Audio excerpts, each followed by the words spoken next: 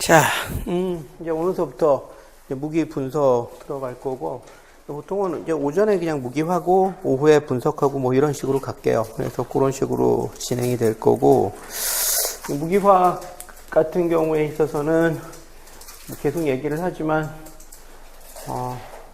약간씩 조금씩 계속 어려워지는 추세에 있어요. 무기화학은. 뭐 그 이유가, 무기화학이 그동안 뭐 한 5, 6년 이상, 한 7, 8년 이상을 거의 비슷한 패턴으로 시험 문제가 나오다 보니까 아마 학생들 성적이 조금 많이 올라갔던 것 같아요. 그래서 그거를 갖다가 조금 떨어뜨리려는 목적이 있는 것 같아요. 그래서 약간 사이드로 조금 시험 문제가 나오는 추세에 있습니다. 근데 어쨌든 근데 중요한 거는 사이드로 나오는 게 중요한 게 아니라 맨날 나오던 패턴으로 나오는 게 한 70%이기 때문에 그거 다 맞추는 게 가장 중요합니다. 그리고 작년에 아마 무기화학이 조금 많이 이렇게 흔히 나오던 패턴에서 조금 벗어났었는데 아마 올해는 조금 다시 원상태로 돌아올 거예요. 작년에 성적들이 하도 안 좋아가지고 학생들이 무기화학 성적들이. 그래서 아마 뭐 올해는 무기화학이 그렇지는 않을 것 같다는 게 제 생각이에요. 그 다음에 무기화학은 뭐 아시겠지만 뭐 미즐러 책이 기준이 되겠고, 그 다음에 이 앞에 부분 같은 경우는 2장 같은 경우는 우리가 물리화학에서 배웠었던 내용들하고 상당히 비슷한 내용들이 많아요. 그 다음에 3장으로 들어가게 되면은 이제 그거는 이제 무기화학만의 이제 독특한 영역이죠. 그래서 정성적으로 뭐 화학결합이나 그런 부분을 루이스 점전자 구조식이나 그런 걸 이용해서 정성적으로 설명하는 그런 부분들이 주로 내용에 나오게 될 겁니다. 자, 한번 봅시다. 제일 첫 번째 챕터 같은 경우에 있어서는 이제 원자 오비탈에 관련된 얘기가 나옵니다. 여러분들 물리화학에서 다 배웠었던 내용입니다. 전체 파동함수. 오비탈이라고 얘기를 하는 것은 원자 속에 있는 전자의 슈레딩거 방정식을 풀어서 그 솔루션, 그러니까 파동함수죠. 파동함수 자체를 갖다가 우리가 오비탈이라고 얘기를 하죠. 오비탈이 이코르 슈레딩거 방정식의 파동함수, 이런 식으로 생각을 하시면 돼요.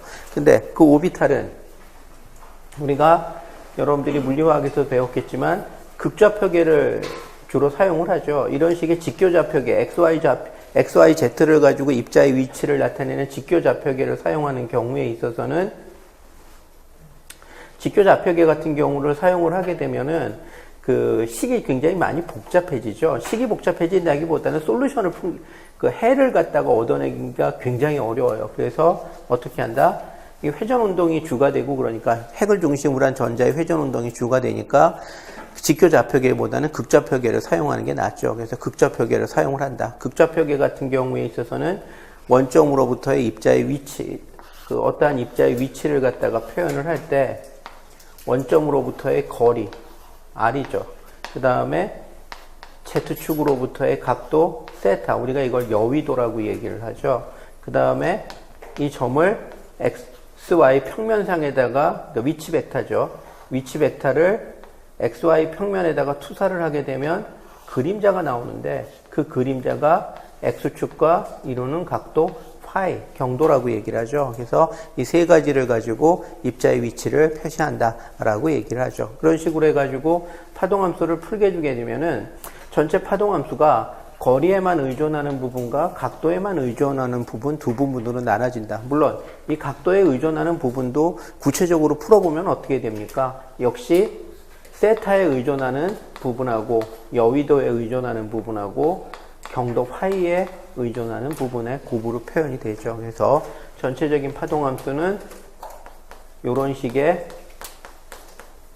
표현을 갖게 되죠. 근데 그 중에서 어차피 중요한 것이 각도와 거리에 의존하는 두 부분으로 나눈다는 거기 때문에 이 부분 두 부분을 합쳐서 우리가 y라고 표현을 하고, 이 y를 우리가 뭐라고 얘기합니까? 구면조화 함수다라고 얘기를 하고, 구면조화 함수 같은 경우에 있어서는 뭐하고 동일합니까? 이게 3차원에서의 회전운동하고 동일하죠. 솔루션을 그냥 갖다 그냥 그대로 똑같이 쓰면 되는 겁니다. 그래서 그런 식으로 구성이 되어 있다라고 얘기하는 거. 그래서 이 부분에는 르장드르 다항함수가 포함이 되어 있고, 이 부분에는 라구아일의 다항함수가 포함이 되어 있고, 뭐 그런 것들 여러분들이 배웠었던 거고, 그 다음에 이 부분 같은 경우에 있어서는 극좌표계하고 직교좌표계 사이의 상호 관계를 갖다가 보여주는 건데, 이거는 무기화학을 위해서 필요한 게 아니라 물리화학을 위해서 필요해요. 이거는 좀 암기를 하시는 게 좋을 거고, 근데 이거는 뭐 그림 그려놓고 생각하면 충분히 알 수 있는 내용입니다. 그래서 뭐 굳이 암기를 안 하더라도 여러분들이 어쨌든 그림을 그려서 이걸 갖다 추론을 하든지, 혹은 아니면은 여러분들이 암기를 하든지 해서 기억을 하시는 게 좋습니다. 그리고 여기에 나와 있는 것들은 원자 오비탈들의 파동함수들을 뭐 여기 보면 극좌표 혹은 아니면 직교좌표, 아마 직교좌표기로 표현된 건 거의 처음 봤을 텐데 그런 식으로 표현되어 있는 것들을 여러분들한테 보여주고 있어요. 그래서 그렇다라는 거. 그래서 그렇게 표현이 되어 있다. 자, 그 다음에 이거는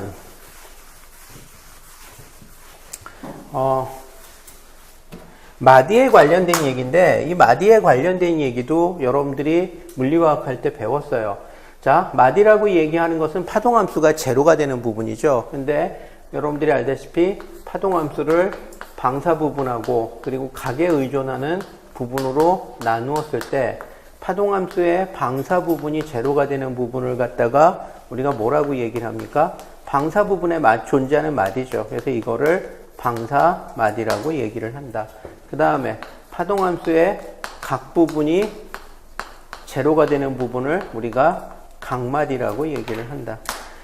자, 방사마디는 주로 뭐하고 상관관계를 갖고 있냐면 주양자수하고 아주 밀접한 관련을 갖고 있어요. 일반적으로 같은 종류의 오비탈에서 주양자수가 증가하면 방사마디의 숫자가 하나씩 증가하는 식으로 나타나죠.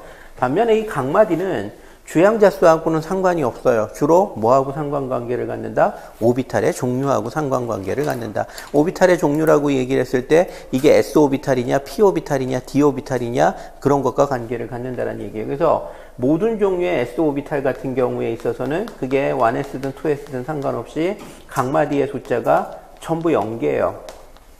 그 다음에 P오비탈 같은 경우에 있어서는 그게 2P든 3P든 4P든 상관없이 각마디의 숫자가 전부 1개입니다. 그 다음에 D오비탈 같은 경우에 있어서는 그게 3D든 4D든 상관없이 각마디의 숫자가 2개입니다. 그래서 일반적으로 이 각마디의 숫자는 뭐하고 동일하냐면은 그 오비탈의 각운동량 양자수가 곧 각마디의 숫자하고 똑같아요. 예를 들어서 S오비탈 같은 경우에 있어서는 L은 이코르 0에 해당이 되는 그 각운동량 양자수를 갖고 있죠. 그 다음에 P오비탈 같은 경우는 L은 이코르 1에 해당되는 그 각운동량 양자수를 갖고 있고, D오비탈 같은 경우는 L은 이코르 2에 해당되는 각운동량 양자수를 갖고 있죠. 비교를 해보면 각마디의 숫자하고 각운동량 양자수의 숫자가 똑같다라는 것을 알고 있어요. 그래서 이거는 그러니까 정확히 얘기하면 각 마디의 숫자가 아니라 마디 평면의 숫자를 갖다가 얘기를 하는 거죠. 각 마디 평면의 숫자를 갖다가 얘기를 하는 겁니다. S오비탈 같은 경우는 전체적으로 원형이니까 각 마디가 존재할 수가 없게 되는 거고, 그 다음에 P오비탈 같은 경우에 있어서는 일반적인 형태를 갖다가 우리가 그릴 때 이런 식으로 많이 표현을 하죠. 이런 식으로. 그러면은 요 가운데 요 원점을 포함하고 있는 이 면이 뭐에 해당이 된다?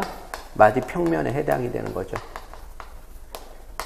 우리가 예전에서도 얘기를 했었지만 PX 오비탈 같은 경우는 형태가 어떻게 표현이 돼요? 거리 아래만 의존하는 부분과 그 다음에 X의 고배 형태로 표현이 되죠. 따라서 이것이 제로가 되는 포인트는 어떻게 되는 거죠? X는 이코르 0. X는 이코르 0이라는 조건을 만족하는 모든 점들을 다 연결을 하면은 이거는 뭐에 해당이 된다? YZ 평면에 해당이 된다. 그래서 한 개의 무슨 평면? 마디 평면을 갖는다라는 식의 얘기가 되는 겁니다. 그래서 PX는 YZ 평면을 마디 평면을 갖고 PY는 XZ가 마디 평면에 해당이 되겠고 PZ는 XY 평면이 그 마디 평면에 해당이 되겠죠. 그래서 그런 식으로 이런 것들이 이제 마디 평면의 개념이다. 자, 그 다음에 D오비탈 같은 경우에 가장 일반적으로 표현되는 형태가 dx제곱 마이너스 y제곱 오비탈. 이제 d오비탈 같은 경우는 무기화학에서는 굉장히 중요한 오비탈이에요. 왜냐하면 우리가 무기화학에서 주로 다루는 게 뒷부분에서 특히 시험 문제가 많이 나오는 게 착화합물에 대한 얘기가 나오는데 그 착화합물은 전부 디오비탈이 논란의 중심이 되는 겁니다. 그렇기 때문에 디오비탈의 형태나 이런 것들을 이름하고 연결을 해서 여러분들이 반드시 기억을 갖다가 해주셔야 돼요. 디오비탈 같은 경우엔 dx제곱 마이너스 y제곱, dz의 제곱, 그 다음에 dxy, dyz, dzx라고 얘기해서 5가지가 존재하죠. 그 중에서 이 무슨 제곱 이런 식으로 되어 있는 것들은 여러분들이 어떻게 생각하면 되냐면 기억을 할 때 예를 들어서 뭐뭐의 제곱으로 되어 있으면 이름에 그 제곱이 들어가 있으면 그 축 방향으로 로브 즉 입자를 발견할 수 있는 확률이 높은 그 전자 구름이 배열이 되어 있다라고 생각을 하시면 돼요. 그래서 x제곱 마이너스 y제곱은 로브가 x축과 y축 방향에 놓여 있는 거다라는 얘기가 되는 겁니다. 그래서 x축 그 다음에 y축 방향에 이런 식으로 놓여 있어요. 자, 그 다음에 로브하고 로브 사이에는 당연히 뭐가 존재할까? 마디평면이 존재하겠죠. 어차피 디오비탈이라고 얘기를 p오비탈이든 디오비탈이든 이거는 회전 양자수가 있는 녀석이에요. 이 녀석은 L은 이코르 1, 이 녀석은 L은 이코르 2. 회전 양자수가 증가한다는 얘기는 뭐죠? 회전 상태가 높은 에너지 상태로 가고 있다는 얘기죠. 회전을 하고 있는데 이런 식으로 회전을 하고 있는데 전자는 이런 식으로 회전을 하고 있는데 회전 상태가 높은 상태로 가요. 그러면 회전하는 경로상에서 마디의 숫자가 늘어나겠죠. 그래서 얘가 이런 식으로 회전할 때는 마디 평면을 하나만 만나게 돼요. 근데 얘가 이런 식으로 운동을 하고 있을 때 마디 평면을 몇 개를 만나게 될까? 2개를 만나게 되겠죠. 그 2개가 하나가 더 늘어나니까 어떤 식으로 지나가느냐? 요렇게 지나가게 되겠죠. 자, 그 다음에 마디평면과 마디평면 사이에는 뭐가 존재하죠? 당연히 마디평면하고 마디평면을 기준으로 뭐가 바뀌죠? 로브의 부호가 바뀌겠죠. 얘가 만약에 플러스라 그러면 얘는 뭐가 나와야 될까? 마이너스. 그 다음에 이게 마이너스면 그 다음에 나오는 거는 플러스. 이게 플러스면 그 다음에 나오는 거는 마이너스. 그래서 항상 이런 식의 형태를 가져요. 그래서 X축과 Y축 방향에 놓여 있고 그 다음에 X축하고 Y축 사이를 이런 식으로 2개의 마디평면이 지나가고 있는 이런 형태를 갖는 게 바로 dx제곱 마이너스 y제곱 오비탈에 해당이 돼요.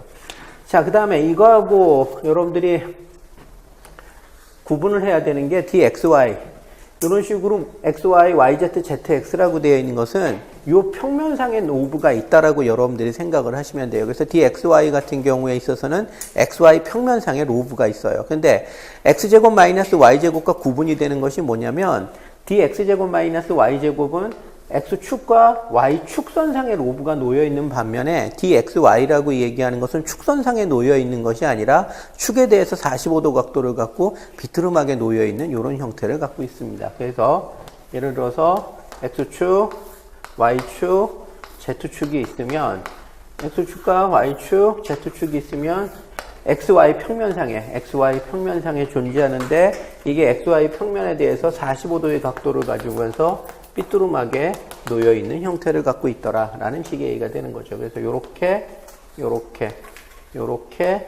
요렇게 놓여있는 형태를 갖습니다. 역시 마찬가지예요.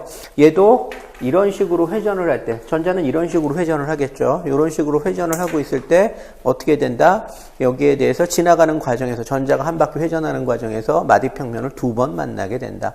그래서 얘하고 얘 사이에 이런 식으로 마디평면이 지나고 얘하고 얘 사이에 이런 식으로 즉 X축과 Y축 선상을 지나고 있는 마디평면을 지나고 있다라는 얘기가 되는 겁니다. 마디평면을 전후로 해서 부호가 바뀌어야 되죠. 이게 플러스면 요거는 마이너스, 요게 마이너스면 그 다음엔 플러스면 그 다음에는 마이너스. 그래서 항상 원점을 기준으로 서로 부호가 똑같은 것들이 이렇게 마주보고 있는 형태를 갖고 있습니다. 이게 이제 dxy 오비탈에 해당이 돼요. 그 다음에 YZ하고 DZX는 이거 보면 뻔하죠. YZ는 YZ 평면상에 존재하고 Y축과 Z축에 대해서 45도 각도를 가질 것이고 ZX는 ZX 평면상에 존재하고 Z축과 X축에 대해서 45도의 각도를 가지면서 로브가 존재할 것이고 이건 뭐 뻔한 얘기고 그 다음에 마지막으로 dZ의 제곱. 뭐뭐의 제곱. 이렇게 돼 있으면 여러분들 어떻게 기억하라고 얘기했었죠? 그 축 방향으로 존재한다라고 얘기했었죠? 이 dZ의 제곱이라고 얘기를 하는 것은 Z축 방향으로 로브가 존재해요. 그래서 이런 식으로 존재합니다. 근데 이게 독특하게 뭐냐면은 여지껏 봤었던 거는 마치 네 개의 로브가 있는 것처럼 보이는데 이 녀석은 마치 p 오비탈처럼 2개의 로브만 있는 것처럼 보여요. 근데 p 오비탈하고 다른 게 있죠. 가운데 부분에 뭐가 존재해요? 도나스가 존재합니다. 그래서 이렇게 존재하고 마디평면이 어떤 식으로 존재하냐면 이런 식의 마디평면, 삼각뿔 형태의 마디평면이 존재합니다.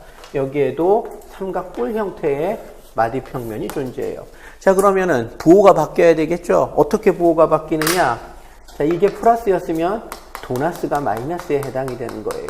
그 다음에 이 아래쪽이 다시 플러스가 되는 거죠. 그래서 이걸 Z축을 기준으로 해서 얘하고 얘는 똑같이 플러스 혹은 마이너스 이런 식으로 되어 있고 가운데 도나스가 부호가 바뀌는 겁니다. 그래서 이 축에 있는 것과 도나츠 그리고 그 축에 있는 것이 이렇게 부호가 바뀌면서 존재하는 이런 형태를 갖고 있습니다. 이게 이제 dZ의 제곱이라고 표현하는 거예요. 그래서 이런 것들이 있다. 자, 그 다음에 여기에 보면 이제 방사마디가 있는데 방사마디 같은 경우에 있어서는 일반적으로 어떤 특성을 갖고 있느냐면 같은 종류의 오비탈에서 같은 종류 오비탈에서 주양자 수가 증가하면 방사마디 평면의 숫자가 증가하는 식의 형태를 가져요. 그 다음에 이 방사마디라고 얘기하는 것의 형태는 전부 어떤 형태냐? 우리가 이쪽에서 봤었던 각마디들은 대부분 마디 평면이 평면형으로 되어 있는데, 그냥 사각 평면형으로 되어 있는데, 방사마디라고 얘기를 하는 것은 거리 R만큼 떨어진 어떤 지점에서 입자를 발견할 수 있는 확률이 전부 0이 되는 지점이에요. 그러니까 이걸 만족하는 R들을 연결을 했을 때는 거리 R이 다 똑같은 지점에서 입자를 발견할 수 있는 확률이 0이 되는 지점이 결정이 돼요. 그렇기 때문에 그러한 점들을 연결하면은 이 녀석은 어떻게 되느냐? 구 형태의 면을 갖더라 라는 얘기가 되는 겁니다. 그래서 일반적으로 방사마디의 형태는 구면입니다. 그리고 이 방사마디는 어떤 특성을 갖느냐? 동일한 종류의 오비탈에서 주양자 수가 증가했을 때 마디 평면의 숫자가 늘어나는 식의 형태를 가져요. 그래서 우리가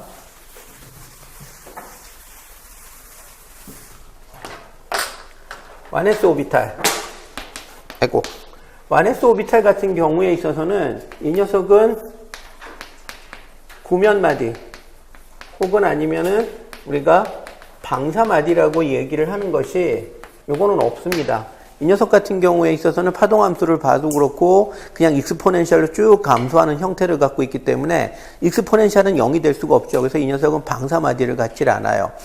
그래서 일반적으로 봤을 때 와네스 오비탈에서의 파동함수의 제곱을 보면은, 그러니까 아래 제곱, 파동함수의 제곱 혹은 아래 제곱을 보게 되면은 이게 원점에서 가장 입자를 발견할 수 있는 확률이 높으면서 이대로 쭉 떨어지는 양상을 갖습니다. 자, 그 다음에 또 하나, 우리가 뒤에 보면 나오겠고 물리화학에서도 배웠었던 방사 확률 밀도 함수라는 게 있죠. 아래 제곱에다가 R 아래 제곱. 이거 방사 확률 밀도 함수라고 얘기를 하죠. 근데 일반적으로 고전역학적으로 얘기를 하는 오비탈 반지름은 뭐하고 정확히 일치한다라고 얘기를 했었죠. 방사 확률 밀도 함수 값이 최대가 되는 지점하고 일치한다라고 얘기를 했어요. 그래서 방사 확률 밀도 함수 값이 최대가 되는 지점을 연결을 하면은 이 녀석은 이런 식의 구면 형태를 가져요. 한 점에서 전자를 발견할 수 있는 확률은 원점에서 가장 높아요. 핵에서 가장 높아요. 그런데 방사 확률 밀도 함수는 어디서 가장 높으냐? 구면에서 가장 높더라라는 얘기가 되는 거예요. S-오비탈 같은 경우에 있어서는 방사 확률 밀도 함수를 어떻게도 표현한다라고 얘기했었죠? 4파의 아래 제곱에다가 푸사이의 제곱으로도 표현한다라고 얘기했었죠. 이 푸사이는 아래 제곱 곱하기 푸사이는 아래다가 y를 곱한 거죠. 그래서 어쨌든 이런 식으로도 표현이 되는데 지금 이 녀석 같은 경우에 있어서 보면은 요게 이제 푸사이의 제곱이에요. 그런데 아래 제곱이 어떤 식으로 올라가죠? 이런 식으로 상승을 하죠. 따라서 4파이 아래 제곱에 풋사이의 제곱은 어떤 패턴을 갖는다? 이 가운데 부분에서 가장 높아지는 패턴을 갖는다. 예를 들어서 수소 원자 같은 경우에 1s 오비탈에서 이게 가장 극대화가 되는 지점이 어디죠? 우리가 흔히 얘기하는 보호 반지름에 해당이 되는 부분이죠. 보호의 원자 모형에 의해서 결정이 된 K 껍질의 반지름, 그리고 실험적으로 결정된 수소 원자 반지름, 그것과 일치하는 것을 보호 반지름이라고 얘기를 하죠. 그래서 이 부분, 바로 이 보호 반지름에 해당되는 부분들을 쫙 연결을 하게 되면은 그게 우리가 흔히 얘기하는 오비탈의 형태가 되는 거예요. 그래서 1s 오비탈은 한 점의 측면에서 봤을 때 가장 입자를 발견할 수 있는 확률은 당연히 핵입니다. 왜? 핵이 인력을 가장 많이 받고 있는 지역이고 당연히 전자를 핵 쪽으로 많이 끌어가겠죠. 그래서 핵에서 입자를 발견할 수 있는 확률이 가장 높아요. 근데 그거는 핵의 표면적은 어떻게 됩니까? 한 포인트죠. 표면적이 없어요. 그렇기 때문에 방사 확률 밀도 함수의 의미에서 봤을 때는 그렇게 큰 값을 갖지는 않는다라는 얘기가 되는 겁니다. 그래서 표면적은 R의 제곱으로 증가하고 그 다음에 한 점에서 전자를 발견할 수 있는 확률은 익스포넨셜로 감소하고, 그러다 보면 둘이 교차되는 어떤 지점에서 그 둘의 곱이 최대가 되는 지점이 있는데, 굽껍질 전체적으로 봤을 때 전자의 총량이 가장 높은 지점, 이 부분이 우리가 흔히 얘기하는 오비탈 반지름에 해당이 되는 부분이다. 그래서 이런 식으로 표현을 갖다가 할 수 있을 것이다 라는 식의 얘기가 되는 겁니다. 그래서 그거를 보시면 되는 거고, 자, 이 녀석을 갖다가 이제 내가 2s 오비탈로 올렸어요.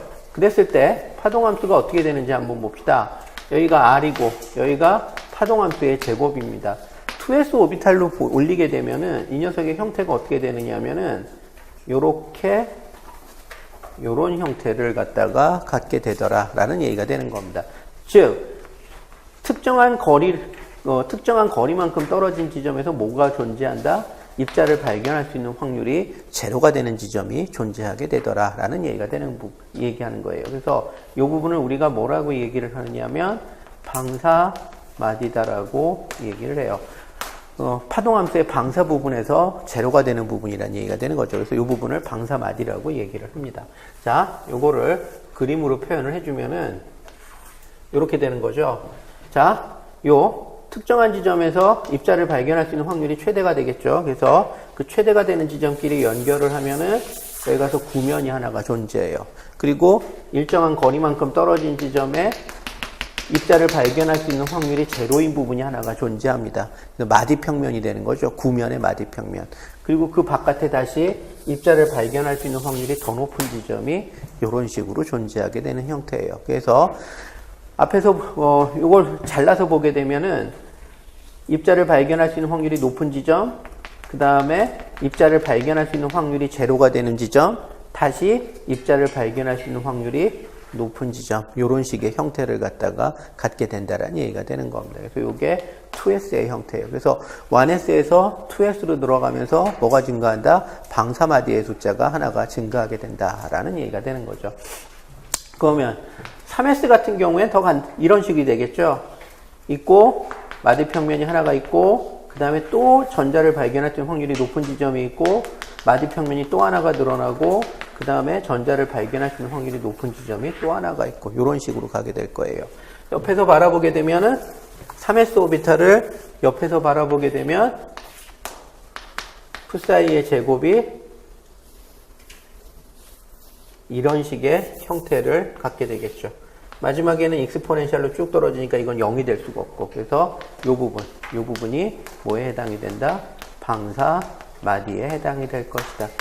3s 오비탈에서의 파동함수의 방사 부분 혹은 파동함수의 제곱을 갖다 했을 때 나타나는 부분이죠. 그래서 이런 식의 표현이 된다라는 얘기가 되는 겁니다. 자, 그러면 우리는 여기서 S1S부터 시작해서 2S, 3S로 가면서 방사마디의 숫자가 하나씩 늘어난다는 사실을 배웠어요. 자, 그러면 P오비탈에서도 동일한 현상이 나타날까? 네, P오비탈에서도 나타나겠죠. 그래서 2P를 봅시다. P오비탈 같은 경우는 2P에서부터 시작이 되죠. 2P오비탈 같은 경우에 그림을 그리게 되면 우리가 알고 있는 이런 R형 형태를 갖습니다. 그런데 이게 3P가 되면은 2P에서 3P로 가면은 방사마디의 숫자가 하나가 늘어나요. 그래서 어떻게 되느냐면 이런 형태를 가져요. 그래서 뭐가 존재한다? 방사마디가 하나가 존재한다라는 얘기가 되는 겁니다. 당연히 모든 마디 평면을 기준으로 했을 때 어떻게 되죠? 마디 평면이 달라지는 부분에서는 부호가 달라지죠. 그래서 여기가 플러스였다면 그 바깥쪽에 있는 거는 마이너스가 되겠죠. 그래서 이런 형태로 존재하는 게 뭐에 해당이 된다? 3p 오비탈에 해당이 되더라 라는 식의 얘기가 되는 거예요. 그래서 요게 2p, 요게 3p 이런 식으로 간다 라는 얘기가 되는 겁니다. 그래서 그런 것들을 여러분들이 기억을 갖다가 해두시면 돼요. 그래서 그거고, 그 다음에 뭐 d 오비탈도 역시 마찬가지겠죠. 우리가 3d 오비탈로부터 시작이 되겠죠. 3d 오비탈, 3d x제곱 마이너스 y제곱 오비탈이라고 얘기를 하면 아까 얘기했었던 것처럼 이런 식의 형태를 갖고 있는데, 이게 똑같이 4d 오비탈로 가게 되면은 어떻게 되느냐? 각마디 두 개에다가 방사마디 하나를 추가로 갖겠죠. 그래서 이게 형태가 요런 형태를 갖게 될 거다라는 식의 얘기가 되는 겁니다. 항상 그러하듯이 이게 구면마디가 됐든 혹은 여기서처럼 각마디가 됐든지 간에, 마디 평면이 됐든지 간에 평면이 평면과 평면을 기준으로 해서 평면의 좌우에서는 부호가 달라져야 되죠. 구면마디에서도 역시 마찬가지, 방사마디에서도 역시 마찬가지라는 얘기예요. 여기하고 여기가 가면서 부호가 달라져야 되죠. 여기서 일로 가면서 부호가 달라져야 되죠. 여기서 일로 가면서 부호가 달라져야 되죠. 그래서 이런 식의 패턴을 갖는 거예요. 그래서 요게 이제 방사마디에 해당이 되고, 요렇게 지나가고 요렇게 지나가는 게 각마디에 해당이 되겠죠. 그래서 모든 d 오비탈이 그러듯이 각마디 2개, 그 다음에 3d에서 4d로 가면서 주양자 수가 증가하면서 방사마디의 숫자가 하나가 늘어나죠. 그래서 이렇게 된다. 자, 이걸 정리를 해서 여러분들이 이런 숫자들을 기억을 하시면 좋습니다. 그래서 마디의 총수는 항상 주양자 수하고 상관관계를 갖는다. n-1개다. 자, 그 다음에 그 중에서 각마디 평면 무엇과 같다? 각운동량 양자수와 똑같다. 그래서 모든 s-오비탈은 각마디가 없고, 그 다음에 모든 p-오비탈은 각마디가 하나고, 모든 d-오비탈은 각마디가 2개고, 그러면 방사마디의 숫자는 어떻게 되겠느냐? 마디의 총수에서 각마디의 개수를 빼주게 되면 그것이 나머지가 방사마디의 숫자에 해당이 되는 거죠. 그래서 이런 식의 숫자를 갖는다. 네, 이거 기억하세요. 혹시 시험 문제가 요즘 계속 사이드를 타고 있기 때문에 이런 거 가지고도 별거 아닌 거 가지고도 시험 문제가 나올 수 있으니까 여러분들이 좀 기억을 하시는 게 좋겠어요. 그래서 그거 기억하시고, 자, 여기에는 그냥 여러분들이 물리화학에서도 봤었던 그 그림들, 지금 여기에 나오는 게 방사형 확률 밀도함수, 방사 확률 밀도 함수, 레디얼 디스트리뷰션 펑션이라고 얘기하죠. 그 레디얼 디스트리뷰션 펑션을 갖다가 여기다 갖다 그림을 갖다 그려준 겁니다. 여기 레디얼 디스트리뷰션 펑션에 해당이 되는 거고. 자, 그 다음에 이거죠. 그 다음에 여기 잘못 썼네. 요거는 지우세요. 이거는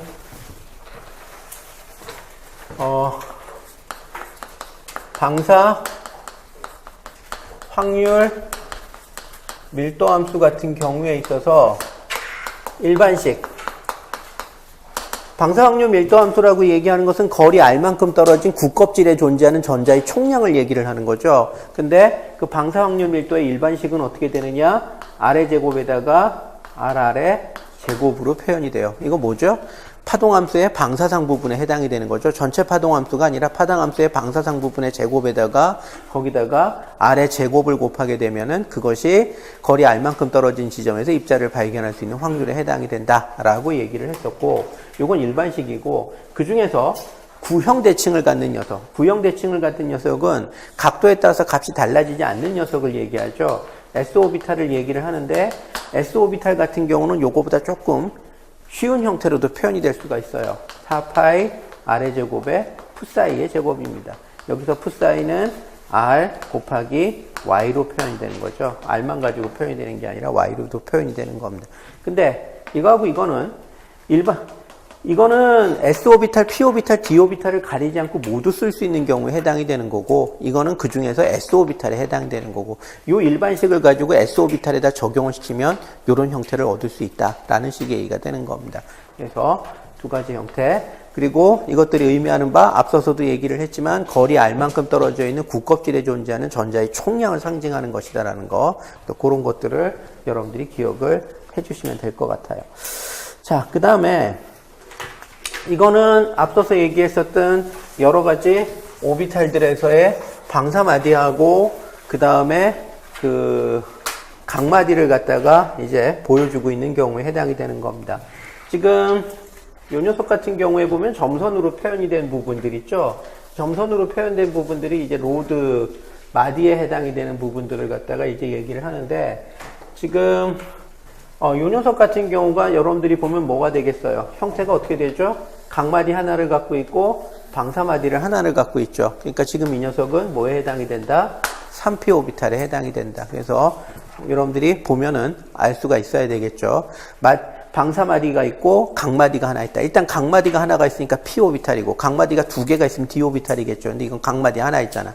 p 오비탈이고, 그 다음에 방사마디를 하나를 갖고 있죠. 그러니까 3p 오비탈이고. 자, 그 다음에 지금 이 녀석 같은 경우에 있어서는 그림이 확실하지 않은데, 지금 이 녀석 같은 경우에 있어서는 요쪽이 X축이고 요게 Y축이죠. X축과 Y축선상에 로브가 존재하고 있고 그 사이를 갖다가 각마디가 지나가고 있죠. 그리고 방사마디는 보이지 않죠. 그러니까 이게 뭐에 해당이 돼요? dx제곱 마이너스 y제곱, 그 중에서도 3d에 해당이 되겠죠. 방사마디가 존재하지 않으니까. 자, 그 다음에 지금 이쪽에 있는 녀석 같은 경우에 있어서는 어떻게 되어 있어요? 이게 Z축선상에 있죠. Z축선상에 로브가 존재하고 있죠. 그러면서 뭐가 없습니까? 여기에는 방사마디가 없죠. 그러니까 3D Z의 제곱이에요. 여러분들 여기에 보이고 있는 이게 뭐죠? 이게 바로 도나츠입니다. 이렇게 연결되면 이게 도나츠에 해당이 되는 거죠. 그 다음에 아까도 얘기를 했었던 것처럼 도나츠하고 Z축선상에 존재하는 로브 사이에 이런 식의 마디평면이 존재한다라고 얘기했었죠.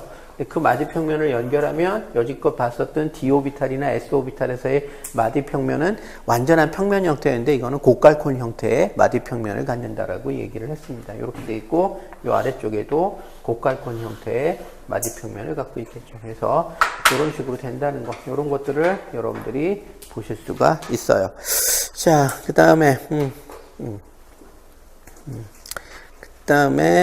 그런 것들을 여러분들이 보실 수가 있죠. 그래서 그런 것들을 여러분들이 보시면 되고, 여기서 아까 얘기했었던 것 중에 사실은 방사 확률 밀도 함수나 이런 것들은 무기화학 쪽에서 나온다기보다는 물리화학 쪽에서 주로 나올 거고, 마디의 개수를 물어보는 것은 물리화학보다는 무기화학 쪽에서 나올 가능성이 높습니다. 그래서 약간 좀 포인트가 달라요. 물리화학에서는 뭘 갖다 놓고 계산하길 원해서 뭐 방사확률 밀도 함수가 최대값이 되는 지점이 어디냐, 방사확률 밀도를 이용해서 계산한 반지름의 위치가 어디냐, 다 똑같은 얘기죠. 그런 걸 주로 물어본다면, 무기화학에서는 좀 더 정성적인 것 쪽에 오리엔트 돼 있어요. 무기화학에서는 계산하는 것들이 거의 없습니다. 그러다 보니까 주로 물어보는 게 마디평면의 개수가 어떻게 되느냐, 이런 것들을 주로 물어볼 수가 있어요. 그래서 여러분들이 거기에 맞춰서 공부를 해주시면 됩니다. 이거는 뭐 다 알고 있는 내용, 뭐 더 할 거 없고. 자, 전자를 배치하는 원리에 관련된 건데, 전자를 배치하는 원리에 대한 것도 우리가 예전에 물리화학 할 때 했었던 거죠. 이거는 뭐 물리화학, 무기화학의 공이 관련된 얘기인데, 전자를 배치할 때 낮은 에너지 중위소부터 전자를 배치하면 된다. 그런 게 가장 안정한 에너지 전자 배치에 해당이 된다. 또 축퇴되어 있는 오비탈에 전자가 여러 개가 들어갈 때 축퇴되어 있는 오비탈들의 전자를 짝짓지 않는 전자의 숫자가 많으면 많을수록 에너지적으로 유리하다라고 얘기하는 거. 그게 훈트의 규칙이죠. 그래서 싸움 원리 훈트의 규칙에서 전자를 배치시켰을 때 가장 안정한 전자 배치가 되는 거고, 모든 전자 배치는 기본적으로 파울리의 베타 원리를 만족시켜야 되죠. 파울리의 베타 원리에 위배되는 전자 배치는 불가능한 전자 배치예요. 반면에 훈트의 규칙과 싸움 규칙에 위배되는 전자 배치는 불가능한 전자 배치가 아니라 불안정한 전자 배치에 해당이 되는 거죠. 그래서 그런 것들에 대해서 얘기를 하는 거고, 우리가 싸움 규칙, 아우프바우 프린시플이라고 얘기를 할 때 가장 중요한 룰 중에 하나가 그럼 어떤 게 낮은 에너지 준위에 해당되는 오비탈이냐라는 것을 찾아내는 거죠. 그때 사용이 되는 게 뭐다? n 플러스 l 룰에 해당이 된다. n 플러스 l 룰 같은 경우에 있어서는 n은 주양자수, l은 가군동량 양자수를 얘기하는데 그 합의 값이 크면 클수록 어떻게 된다? 그 합의 값이 크면 클수록 높은 에너지 상태, 불안정한 에너지 상태, 낮으면은 안정한 에너지 상태다. 만약에 n 플러스 l 값이 동일한 경우가 있으면 둘 중에서 n 값이 낮은 녀석이 좀 더 안정한 에너지 상태에 해당이 된다라고 얘기하는 것. 이것이 n 플러스 l 룰이죠. 그래서 n 플러스 l 룰을 보면은 여기 이제 쓰여 있죠. 그래서 n 플러스 l 룰에 의하면은 1s 오비탈, n은 이코르 1, 그 다음에 l은 이코르 0이죠. 2s 오비탈, n은 이코르 2, l은 이코르 0이죠. 2p 오비탈, n은 이코르 1, l은 이코르 1이죠. 그 다음에 3s 오비탈, n은 이코르 3, l은 이코르 0이죠. 3p 오비탈, n은 이코르 3, l은 이코르 1이죠. 그 다음에 4s 오비탈, n은 이코르 4, l은 이코르 0이죠. 그 다음에 3d 오비탈, n은 이코르 3, l은 이코르 2죠. 그래서 여기서 얘기하는 n 플러스 l 순서로 나열하면 이건 1, 2, 3, 3, 4, 4, 5에 해당이 되는 겁니다. 얘하고 얘가 n 플러스 l 값이 동일하죠. n 플러스 l 값이 동일할 때는 n이 작은 녀석이 낮은 에너지 상태다. n과 l 값이 동일할 때는 n 플러스 l 값이 동일할 때는 n이 낮은 녀석이 안정한 에너지 상태다. 그 다음에 3d 오비탈은 4s 오비탈하고 비교했을 때 n 플러스 l 값이 누가 더 크다라고 얘기하죠? 이게 더 크잖아. 이게 높은 에너지 상태다. 단 이게 정확히 들어맞는 경우는 원자번호 20번 이전까지만 정확히 들어맞아요. 원자번호 20번이 넘어가기 시작을 하면은 실제 원자번호 21번 이후서부터죠. 원자번호 21번서부터는 이게 순서가 뒤집힙니다. 그래서 3S, 3P, 3D, 그 다음에 4S 이런 식의 순서를 가져요. 원자번호 20번 이후서부터는. 근데 이거는 순서가 이렇게 된다라는 얘기지 전자 배치를 할 때는 여전히 어디서부터 전자 배치를 한다? 4S서부터 전자 배치를 합니다.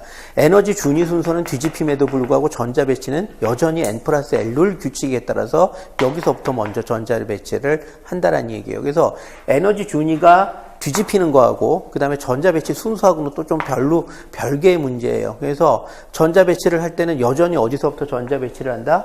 4S서부터 전자 배치를 한다라는 얘기가 되는 겁니다. 예를 들어서 스칸디듐 원자번호 21번이죠. 전자 배치를 할 때 1s2, 2s2, 2p6, 그 다음에 3s2, 3p6 하고 난 다음에 에너지 준위 자체는 4s 오비탈이 더 높아요. 근데 전자 배치도 어디서부터 한다? 4s서부터 전자 배치를 해요. 그래서 4s2, 3d, 1 이런 식으로. 그런데 누가 오비탈로 따졌을 때 누가 더 에너지가 안정하냐를 얘기했을 때는 이거보다 이게 더 안정합니다. 그런데 이상하게 전자 배치를 할 때는 여전히 n 플러스 l 룰에 따라서 4s서부터 전자 배치를 이런 식으로 시켜 나갑니다. 그래서 그게 조금 그렇다라는 거. 그래서 그런 것들을 기억을 해주시면 돼요.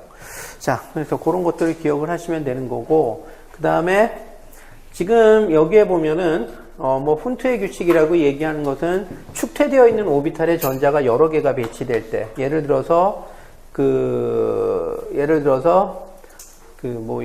뭐가 있을까? 탄소 원자번호 6번이죠. 그래서 탄소에다가 전자 배치를 시킬 때 1s 오비탈, 2s 오비탈, 2p 오비탈이 있을 때 하나, 둘, 셋, 넷 해놓고 난 다음에 전자 두 개를 배치시킬 때 이런 식으로 축퇴되어 있는 오비탈에다가 전자를 배치시킬 때 서로 짝짓지 않도록 전자를 배치시킬 때가 가장 안정하다라고 얘기하는 거, 이거를 갖다가 우리가 뭐라고 얘기를 하느냐? 훈트의 규칙이라고 얘기를 해요. 자, 얼마나 에너지적으로 차이가 나는지를 갖다가 보여줄 때 무기화학에서는 쿨롬 에너지, 익스체인지 에너지라는 것을 사용을 해가지고 주로 표현을 합니다. 이거는 여러분들이 이제 무기화학에서 처음 배우는 내용이에요. 물리화학에서는 이와 비슷한 내용에 대한 소개는 있었지만 이런 식의 개념을 사용하지는 않습니다. 그러니까 물리화학에서는 어떠한 내용을 다룰 때 정량적으로 계산을 해서 정확한 값을 주는 거에 대해서 초점이 맞춰져 있어요. 근데 무기화학은 정성적인 경향성을 설명하는 데 초점이 맞춰져 있어요. 웬만하면은 복잡한 계산은 그러니까 뭐 예를 들어서 파동함수를 이용해서 계산해야 된다. 이런 것들은 웬만하면 피하려고 하는 겁니다. 왜냐하면 무기화학의 포인트는 어디에 맞춰져 있냐면 무기화합물의 합성, 그리고 합성된 무기화합물의 물리적인 특성, 이런 데에다 맞춰져 있기 때문에 유기화학하고 유기화학하고 물리화학하고 중간적인 성격을 가져요. 유기화학 같은 경우는 합성법이나 그 다음에 합성됐을 때 얻어지는 물질의 물성에 대해서 관심을 완벽하게 갖고 있죠. 계산 쪽에는 거의 관심이 없죠. 물리화학 같은 경우에 있어서는 물질의 물성 이런 거보다는 무슨 계산이나 이런 정교한 계산 쪽에 초점이 맞춰져 있죠. 그런데 무기화학 같은 경우에 있어서는 약간 그 중간 정도에 해당이 돼요. 유기화학하고 물리화학하고 중간 정도의 성격을 갖춰서 뭐 어떻게 모든 현상에 대해서 뭔가 설명을 하려고 되게 노력을 해요. 근데 그 설명이 웬만하면 정성적인 쪽에 초점이 맞춰져서 설명을 하려고 노력을 합니다. 여러분들이 예전에 물리화학에서 뭘 배웠었냐면은 물리화학에서 그 다전자 원자에서의 오비탈을 갖다가 계산을 할 때 우리가 SCF 메서드라는 게 있다라는 걸 배웠어요. 셀프 콘시스턴트 필드 시어리, 자기 모순 없는 장 이론이다라고 얘기를 했었죠. 근데 거기에 보면은 슈레딩거 방정식을 푸는데 뒤에 보면은 뭐가 존재하느냐면 전자 간의 상호관계를 설명하기 위해서 상호작용력을 설명하기 위해서 쿨롬 인테그랄, 익스체인지 인테그랄 이런 것들이 포함되어 있다는 걸 배웠어요. 지금 이름을 보다 보면 되게 비슷하죠. 익스체인지 에너지, 익스체인지 인테그랄, 쿨럼 에너지, 쿨럼 인테그랄. 되게 이름이 비슷해요. 이름이 비슷한 만큼 개념도 거의 똑같은 겁니다. 물리화학에서 쿨럼 인테그랄이라고 얘기를 했었던 건 뭐냐? 이쪽 오비탈에 있는 전자쌍과 저쪽 오비탈에 있는 전자쌍이 정전기적으로 얼마나 반발력을 하느냐, 그걸 고려한 걸 갖다가 우리가 쿨럼 인테그랄이라고 얘기를 했었죠. 그걸 계산할 수 있도록 만들어진 식을 쿨럼 인테그랄이라고 얘기를 했어요. 무기화학에서 얘기하는 쿨럼 에너지라고 얘기를 하는 것은 바로 그거를 얘기를 하는 거예요. 전자와 전자 사이의 정전기적 반발력, 요거를 갖다가 주로 얘기를 하는 겁니다. 근데 이게 쿨럼 인테그랄은 전자와 전자 사이의 반발력을 모두 고려하는 거라고 얘기를 했는데, 여기서 얘기하는 쿨럼 에너지라고 얘기를 하는 것은 뭐냐면은 한 쌍의 전자가 동일한 오비탈에 들어가 있을 때 추가로 받게 되는 에너지, 정전기적 반발 에너지, 그것을 갖다가 쿨럼 에너지라고 얘기를 해요. 이름은 되게 비슷한데 약간 개념은 틀려요. 쿨럼 인테그랄, 물리화학에서 얘기하는 쿨럼 인테그랄은 전자 쌍 간의 반발력을 총칭하는 개념에 해당이 돼요. 근데 여기서 얘기하는 쿨럼 에너지는 동일한 오비탈에 들어가 있는 한 쌍의 전자쌍이 추가로 받게 되는 정전기적 반발력, 그것을 우리가 뭐라고 얘기를 하느냐? 쿨럼 에너지라고 얘기를 해요. 자, 그 다음에 여러분들이 물리화학에서 배웠었던 익스체인지 인테그랄이라고 얘기를 하는 것은 뭐냐면, 서로 동일한 스핀을 갖는 전자들 사이에는 같은 위치에서 겹칠 수 있는 확률이 없죠. 그렇기 때문에 우리가 쿨럼 인테그랄만 고려를 하면은 전자의 에너지가 좀 과잉 계산되는 부분이 있어요. 그래서 과잉으로 계산되는 전자의 에너지를 보정해주기 위해서 빼주는 값, 그것을 갖다가 우리가 익스체인지 인테그랄이라고 얘기를 하죠. 동일한 전자와 전자가 같은 위치에서 겹칠 수 없다라는 사실 때문에 그런 부분에 의해서 에너지적으로 추가로 안정화되는 부분이 있는데, 그걸 보정해주는 부분을 익스체인지 인테그랄이라고 얘기를 했어요. 여기서는 익스체인지 에너지를 갖다가 뭐라고 얘기를 하느냐면은 요거를 갖다가 얘기를 해요. 자, 서로 다른 오비탈, 축퇴되어 있는 어떠한 오비탈에 어떤 경우는 전자가 이렇게 되어 있고 어떤 경우는 전자가 이렇게 되어 있다. 그러면 전자가 이렇게 들어있는 경우하고 이렇게 들어있는 경우에 둘 중에 누가 더 에너지적으로 안정하겠느냐? 이게 더 에너지적으로 안정하다는 얘기예요. 이것도 역시 약간 물리화학 개념을 갖다 착용을 한 거죠. 얘하고 얘는 스핀이 같으니까 같은 위치에서 겹칠 수 있는 확률이 상대적으로 떨어진다. 따라서 상대적으로 안정화되는 효과가 있을 것이다 라는 얘기가 되는 겁니다. 그래서 얘하고 얘를 비교했을 때 얘가 추가로 안정화되는 효과를 갖다가 우리가 뭐라고 얘기하느냐? 익스체인지 에너지라고 얘기를 해요.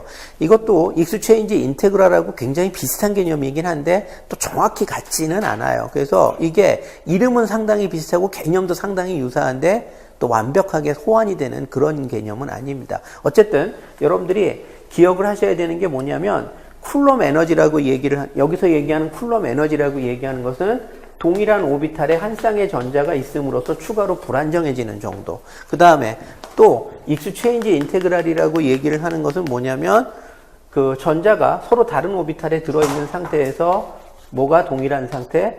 스핀이 서로 동일한 상태일 때는 서로 겹칠 수가 없기 때문에 에너지적으로 추가적으로 안정해지는 효과. 그것을 우리가 뭐라고 얘기하느냐? 익스체인지 에너지라고 얘기를 한다는 얘기예요.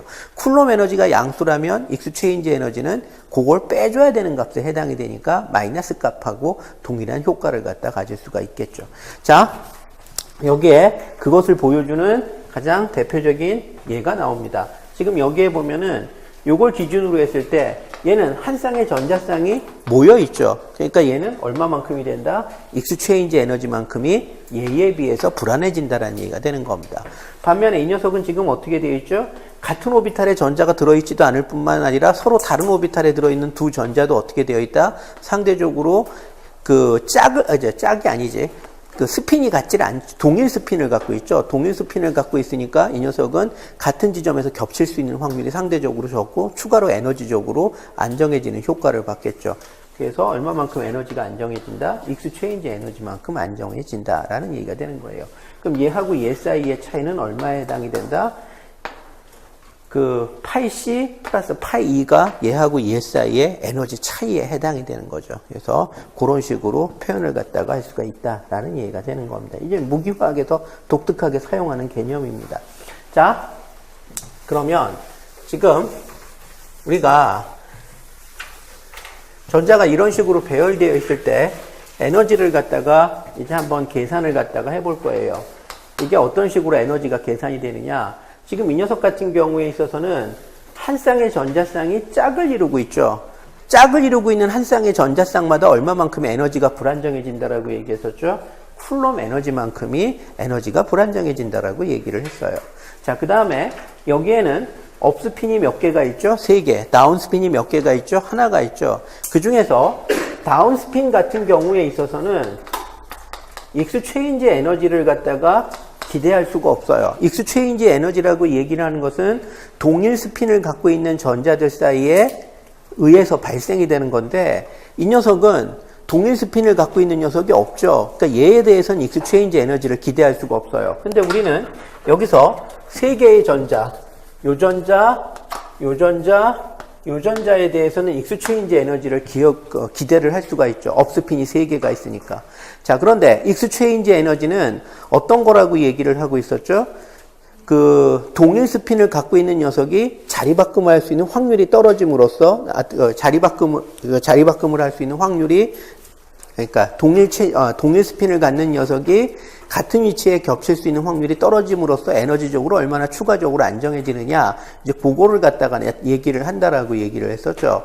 자, 그러면은 지금 우리는 뭘 생각을 해야 되느냐면 이 3개의 전자가 있는데 어떻게 2개, 한 쌍을 갖다가 만들어내겠느냐, 한 쌍을 만들어내는 경우의 숫자를 생각을 해야 돼요. 요렇게 우리가 묶어서 한 쌍을 만들 수도 있고, 요렇게 묶어서 한 쌍을 만들 수 있고, 또한 요렇게 묶어서도 한 쌍을 만들 수 있죠. 그럼 한 쌍을 만들 수 있는 경우의 숫자가 어떻게 돼요?